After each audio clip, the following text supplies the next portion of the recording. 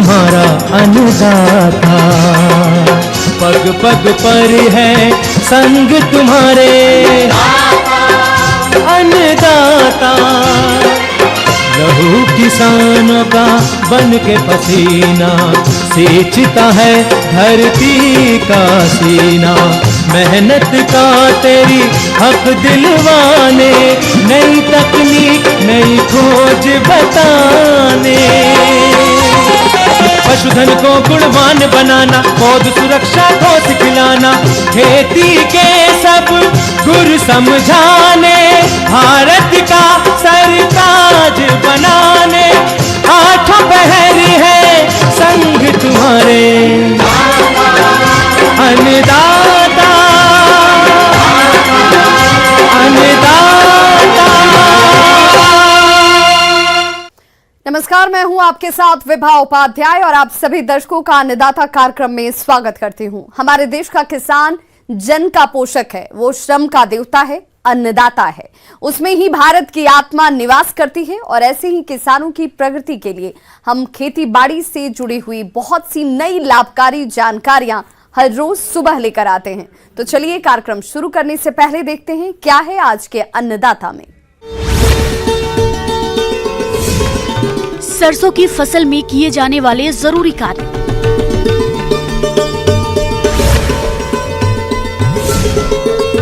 सफल डेयरी व्यवसाय की कहानी सुनिए खुद उन्हीं की जुबानी।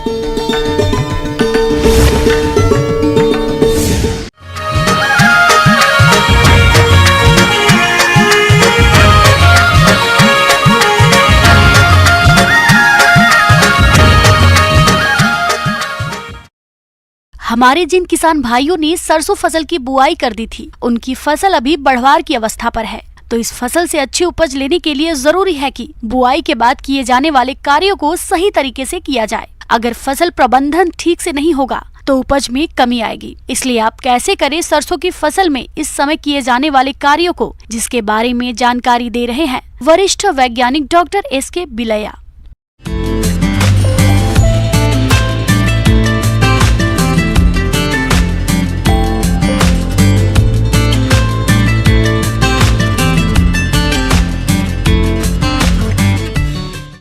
जिन किसान भाइयों ने अपने खेत में सरसों की फसल लगाई हुई है, वो तकरीबन 1 माह की अवस्था में पहुंच गई होगी। अब ये अवस्था बहुत ही उपयुक्त अवस्था है। इस अवस्था में विशेष ध्यान रखने की आवश्यकता है। जहाँ तक बात है अच्छा उत्पादन लेने की है, तो यदि खेत को नीदा रहित अगर किसान भाई रखते हैं तो आपका द्वारा उपयोग किया गया सारा पोषक तत्व और आपके द्वारा दिया गया पूरा पानी आपकी फसल को उपलब्ध होगा, जिससे कि अच्छी उपज की प्राप्ति की जा सकती है। तो किसान भाइयों, बुआई के 15-20 दिन बाद खेत में घने पौधे उखाड़कर पौधे से पौधे की दूरी 10 से 15 सेंटीमीटर कर दें, जिससे फसल की बढ़वार अच्छी होगी। और जो किसान भाई अभी बुआई कर रहे हैं, तो वो बुआई के 2 दिन के अंदर ऑक्सीफ्लोरोफिन दवा की 700 से 800 मिलीलीटर मात्रा को लगभग 1000 लीटर पानी में घोलकर प्रति हेक्टेयर क्षेत्र में पीछे की ओर चलते हुए फ्लैट फैन नोजिल की सहायता से छिड़काव करें, जिससे फसल 40 से 45 दिनों तक खरपतवार मुक्त रहेगी। जहाँ पर भी यदि नीदाओं की समस्या है, चौड़ी पत्ती वाले हों चाहे संकरी पत्ती वाले हों, तो यहाँ पर संभव हो यदि लाइन से बोनी किए हों तो 2 लाइन के बीच में आप हैंड हो जो आती है उसको चला के गलते नीदाओं का नियंत्रण कर सकते हैं। या जहाँ पर छिड़काव द्वारा बोनी की गई है तो हाथ से नीदा को उखाड़ कर नीदा रहित किया जा सकता है खेत में। तो जहाँ तक बात है पानी की, तो जहाँ भी किसान भाइयों की फसल 1 महीने की हो गई है और पानी की कमी महसूस किसान भाई कर रहे हैं फसल में, तो वहाँ पे पहले तो पानी की व्यवस्था की जाए। हल्की सिंचाई लगाना है ताकि पानी लगाने से फसल में किसी प्रकार का कोई नुकसान ना होने पाए। ठीक है। दूसरा, जहाँ पर भी पानी है किसान भाई लगा लिए हैं, तो पानी के बाद जब भी स्थिति आपको चलने लायक बनती है तो उसमें आप पोषक तत्वों के रूप में नाइट्रोजन की पूर्ति अवश्य कर दें, क्योंकि यही एक ऐसी अवस्था है जिसमें आप यदि पोषक तत्व आपने नाइट्रोजन यूरिया का एक बार छिड़काव कर दिया तो जितनी मात्रा में आपकी शाखाएं उसमें निकलेगी और उन शाखाओं में जितना बढ़वार होगी उतना ज़्यादा वो उत्पादन में वृद्धि पाई जाएगी। तो इसलिए ऐसे समय में किसान भाई सिंचाई के बाद नत्रजन का छिड़काव अवश्य करें, यूरिया का छिड़काव अवश्य करें, ताकि पौधे की बढ़वार को अधिक से अधिक बढ़ाया जा सके। अब आखिरी बात जो बनती है कि किसी भी प्रकार की कीट व्याधियों की यदि परेशानी किसान भाई अपने खेत में देख रहे हैं तो इस समय सबसे ज़्यादा दिक्कत आती है, मौसम में नमी सबसे ज़्यादा रहती है और नमी रहने के कारण जो रस चूसक कीड़े जो है वो ज़्यादा से ज़्यादा मात्रा में सरसों की फसल में लगते हैं। यह छोटे कोमल शरीर वाले हरे रंग के कीट होते हैं जिनके झुंड पत्तियों, फूलों तथा पौधों के अन्य कोमल भागों पर चिपके रहते हैं और रस चूसकर पौधों को कमजोर कर देते हैं। इसलिए इस कीट की रोकथाम के लिए ग्रसित टहनियों को तोड़कर नष्ट कर दें और इसके नियंत्रण के लिए 10 से 15 येलो ट्रैप प्रति हेक्टेयर की दर से खेत में लगा दें, जिससे कीट ट्रैप की ओर आकर्षित होकर उस पर चिपकने लगते हैं। इससे किसानों को पता लग जाता है कि हमारी फसल में माहू कीट का प्रकोप शुरू हो गया है। किसान भाइयों, यदि माहू कीट का प्रकोप आपकी फसल में कम देखने में आ रहा है तो आप इसकी रोकथाम हेतु नीम तेल 5 मिलीलीटर प्रति लीटर पानी में घोलकर फसल पर छिड़काव कर दें और ध्यान रहे कि घोल बनाते समय उसमें सर्फ या शैम्पू अवश्य मिलाएं। ऐसी स्थिति में यदि किसान भाई डाइमेथोएट 1 ग्राम दवा प्रति लीटर पानी में मिला के यदि अपन छिड़काव करें तो जितने भी रस चूसक कीट हैं, जैसे माहू है, जैसिड है, थ्रिप है, तो ऐसे रस चूसक कीड़ों से भी अपन फसल को बचा सकते हैं। वाइट रस्ट एक बहुत ज़बरदस्त बीमारी है जो कि सरसों की समस्या सरसों में समस्या पैदा करती है। तो ऐसी जगह यदि जहाँ पर भी वाइट रस्ट यदि किसान भाई देख रहे हैं तो ऐसे उसमें कोई भी सिस्टमिक फंजीसाइड रीडोमिल दवा है 2 ग्राम दवा पर लीटर पानी में अच्छी तरीके से मिला के यदि छिड़काव कर दिया जाए तो वाइट रस्ट से सरसों की फसल को बचाया जा सकता है। किसान भाइयों, अभी तक आपने खेती से जुड़ी हुई कुछ उपयोगी जानकारियां देखी। अब लेते हैं एक छोटा सा ब्रेक, जल्द लौटेंगे और कार्यक्रम में आगे भी है खेती बाड़ी से जुड़ी हुई महत्वपूर्ण जानकारियां, तो बने रहिए हमारे साथ।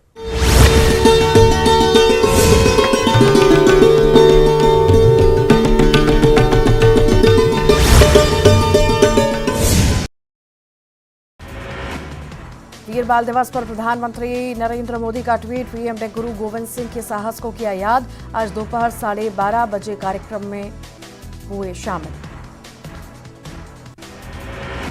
दिल्ली में मुख्यमंत्री शिवराज सिंह चौहान ने पीएम मोदी से की मुलाकात। इंदौर में होने वाले प्रवासी भारतीय दिवस, G20 समिट, खेलो इंडिया यूथ गेम्स और ग्लोबल इन्वेस्टर्स समिट की तैयारियों की दी जानकारी। पीएम मोदी से मुलाकात के बाद बोले सीएम शिवराज।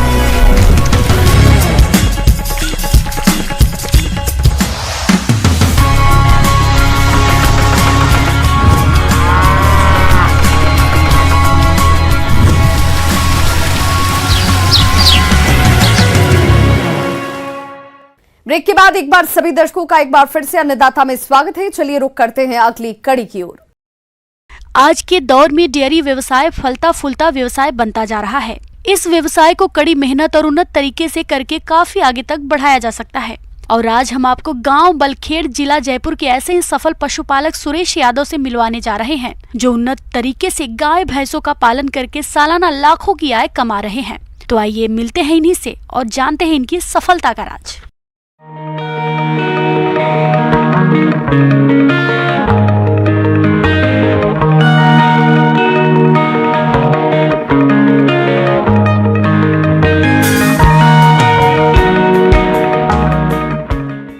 मेरा काम खेती के साथ साथ पशुपालन का भी है, जो आप देख रहे होंगे। तो मैं पहले छोटे स्तर पर पशुपालन करता था, लेकिन मुझे ऐसा लगा कि इसमें कुछ बचत दिख रही है मेरे को, तो खेती के साथ साथ में अपना पशुपालन का भी थोड़ा और काम को बढ़ाया जाए।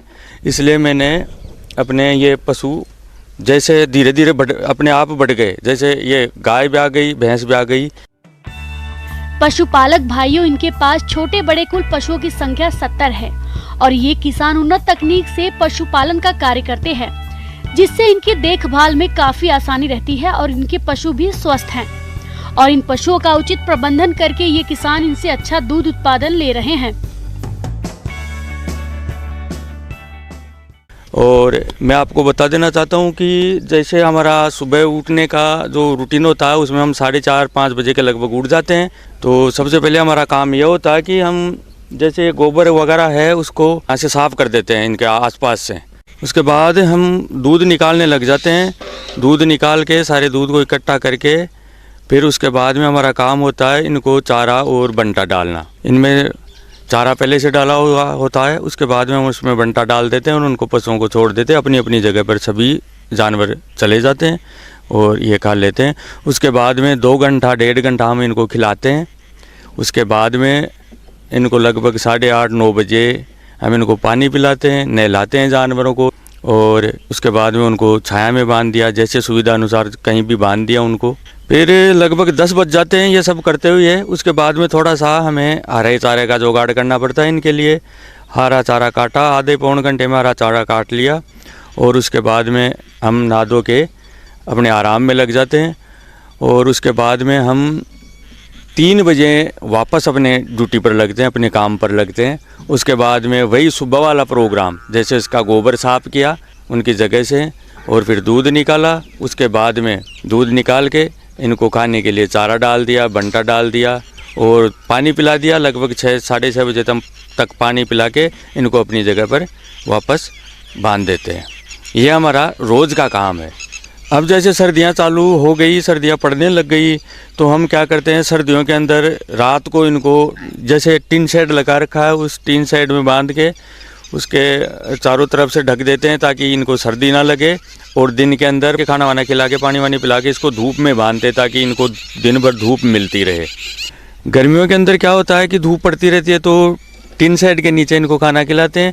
उसके बाद में रात को खुले के अंदर इनको बांध देते हैं और ये आराम से हमारे पशु रहते हैं।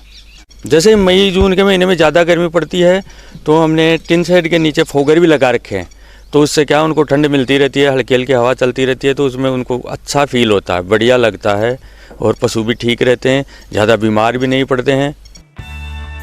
किसान भाइयों, इस पशुपालक ने अपने पशुओं का प्रबंधन इतना अच्छा कर रखा है कि पशुओं के दूध उत्पादन पर कोई विपरीत प्रभाव नहीं पड़ता है। साथ ही प्रबंधन अच्छा होने से इनमें किसी प्रकार की बीमारी भी नहीं आती है।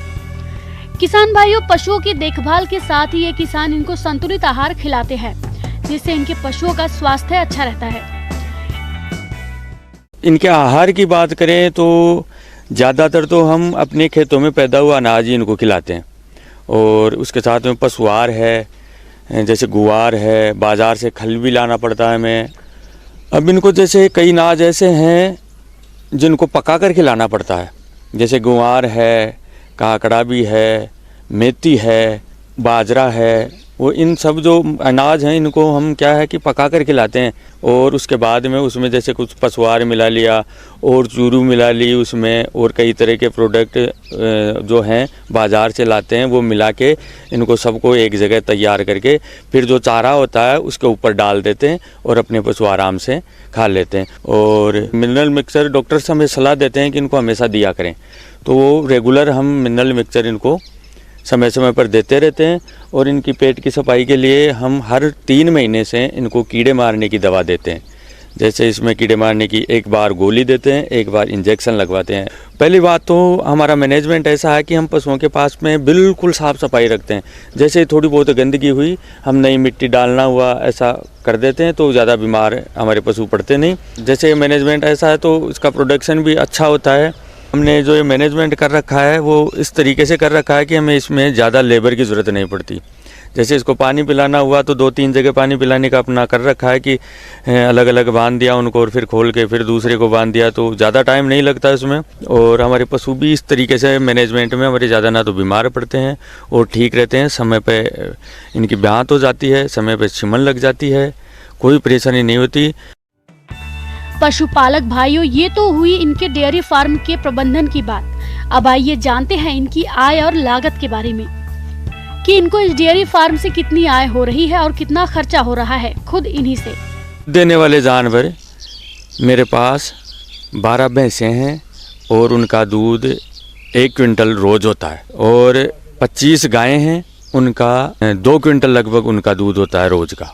55 रुपये किलो तो भैंस का दूध जाता है, उस हिसाब से 5,500 रुपये का तो भैंस का दूध हो गया और 2 क्विंटल दूध हमारा 8,000 का गाय का दूध हो गया 40 के भाव से। कुल मिलाकर लगभग 13,500 का हमारा रोज का दूध जा रहा है। अब इनका खर्चे का बात करें तो 3,000 का तो हमारा चारा हो गया और 4,000 का हमारा अनाज हो गया, बंटा जैसे भी जो भी है बाजार का लिया हुआ वो हो गया।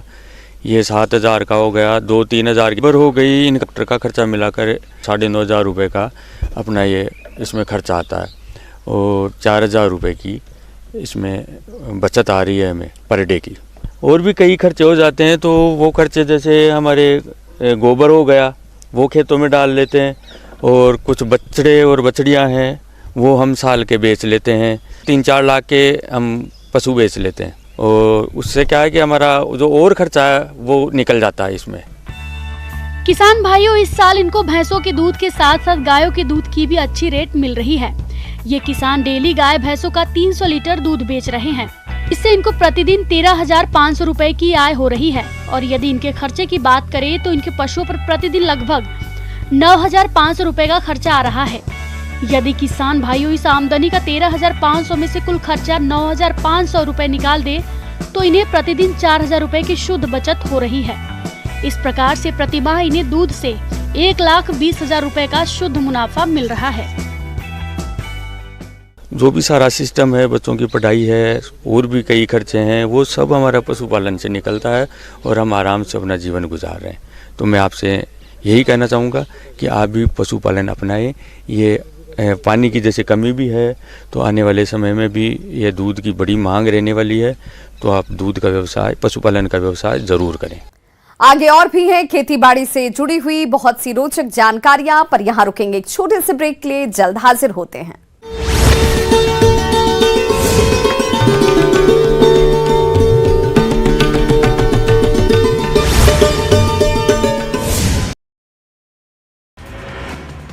वीर बाल दिवस पर प्रधानमंत्री नरेंद्र मोदी का ट्वीट। पीएम ने गुरु गोविंद सिंह के साहस को किया याद। आज दोपहर 12:30 बजे कार्यक्रम में हुए शामिल। दिल्ली मुख्यमंत्री शिवराज सिंह चौहान ने पीएम मोदी से की मुलाकात। इंदौर में होने वाले प्रवासी भारतीय दिवस, G20 समिट, खेलो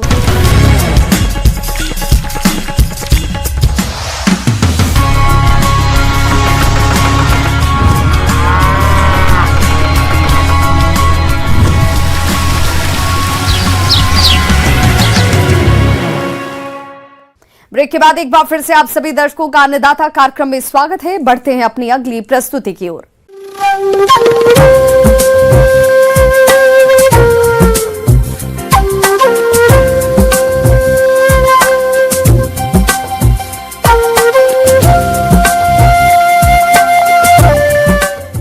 मौसम के अनुसार प्रबंधनों पर ही टिकी है आपकी खेतीबाड़ी और इसलिए मौसम पूर्वानुमान और उस पर आधारित साप्ताहिक कृषि सलाह इस प्रकार है।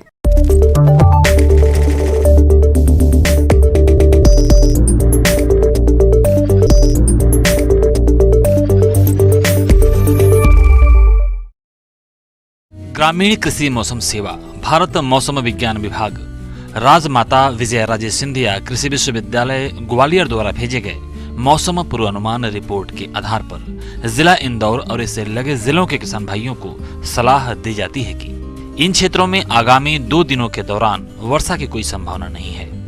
अधिकतम तापमान 28 से 29 डिग्री सेल्सियस और न्यूनतम तापमान 10 से 13 डिग्री सेल्सियस रहने का पूर्वानुमान है।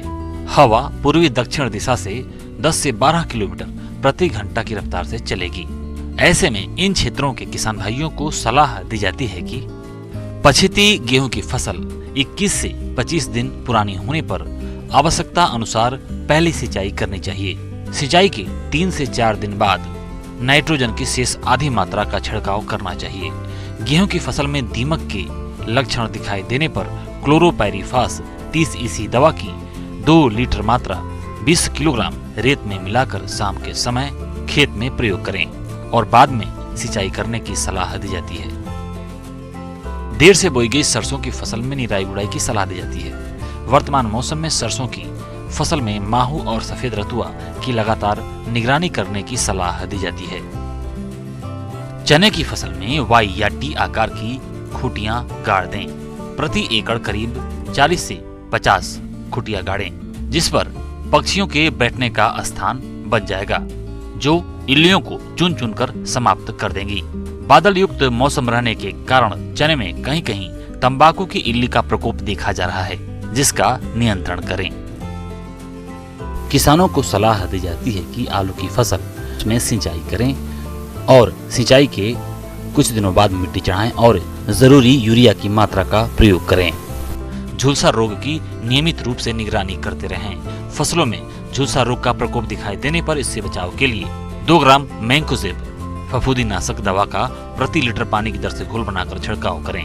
जरूरत के हिसाब से 10 से 15 दिनों के अंतराल पर सिंचाई करते रहें। मिर्च और टमाटर की फसल में लीफ कर्ल रोग की संभावना हो सकती है, अतः दिखाई देने पर इसके नियंत्रण के लिए थाइमेथाक्साम 25 डीजी दवा की 100 ग्राम मात्रा 500 से 600 लीटर पानी में घोल बनाकर प्रति हेक्टेयर की दर से छिड़काव करें। तापमान में होने वाली गिरावट से होने वाले प्रभाव से बचाव के लिए रात के समय मवेशियों को छत वाले बाड़े में रखें। पशुओं को साफ और ताजा पानी दिन में 2 बार दें, साथ ही साथ हरा चारा दें। बाहरी परजीवियों से बचाव के लिए ब्यूटॉक्स का उपयोग करें। पशुशाला की नियमित सफाई करें। 1 लीटर पानी में 5 मिलीलीटर फिनाइल मिलाकर फर्श की सफाई करें। बकरियों में पीपीआर रोग के नियंत्रण के लिए टीका लगवाएं। बकरियों की सुरक्षा करें। बकरियों को हरा चारा, साफ पानी एवं सूखे स्थान में बांधें एवं परजीवियों से बचाव के उपायों को अपनाएं। मुर्गियों को रानीखेत बीमारी से बचाने के लिए पहला टीका F1 7 दिनों के अंदर एवं दूसरा टीका R2B 8 सप्ताह की उम्र में लगवाएं।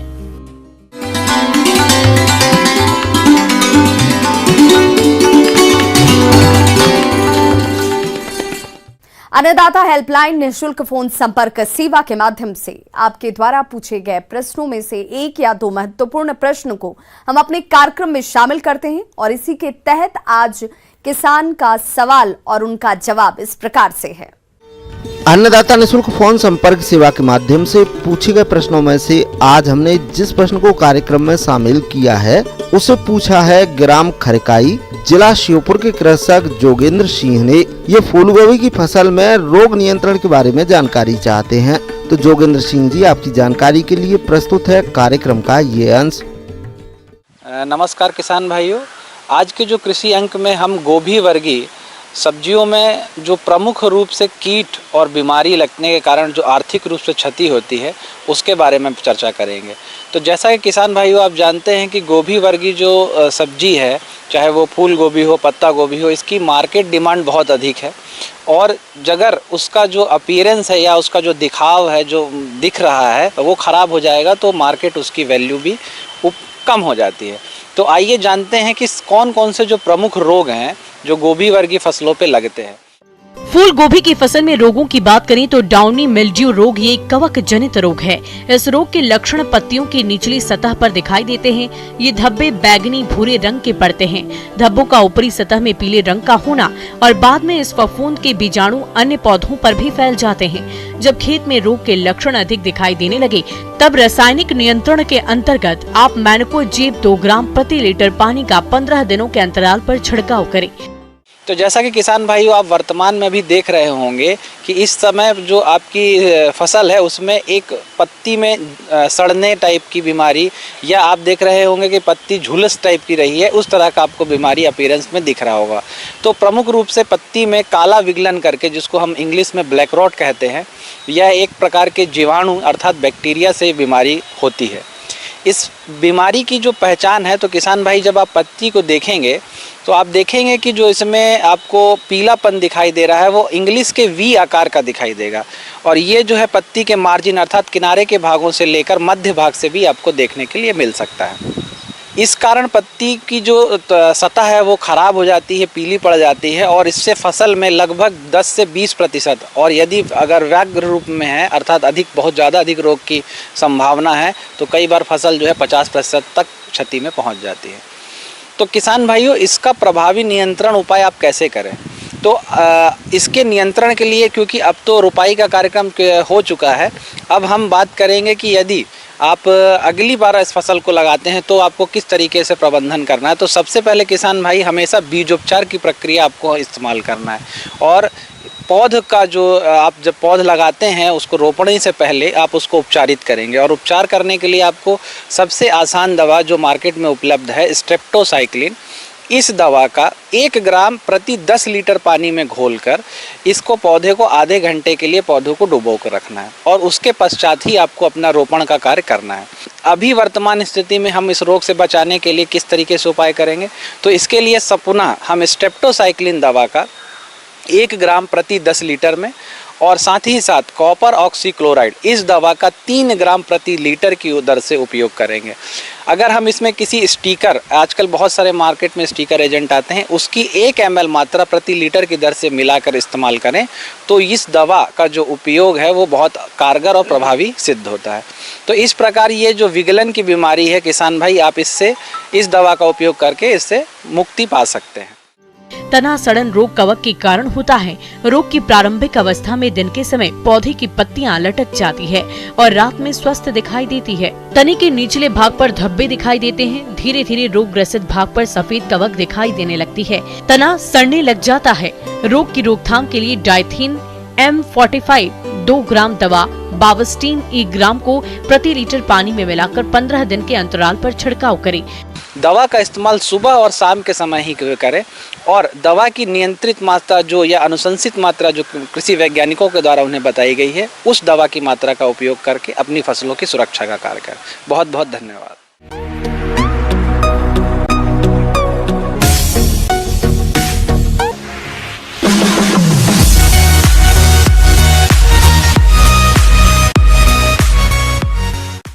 आइए अब एक नजर डालते हैं राज्य के कुछ चुनी हुई मंडियों के प्रमुख फसलों के बाजार भाव पर।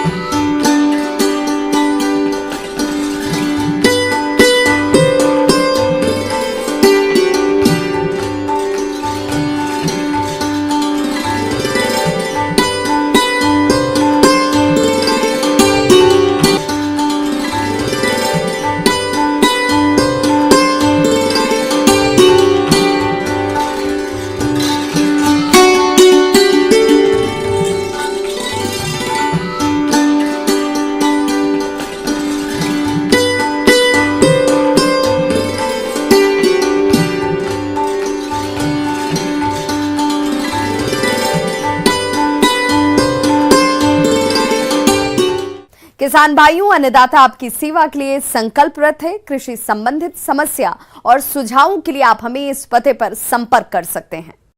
प्रोड्यूसर अन्नदाता, news 18 Madhya Pradesh Chhattisgarh, Ramoji film city Hyderabad 501512।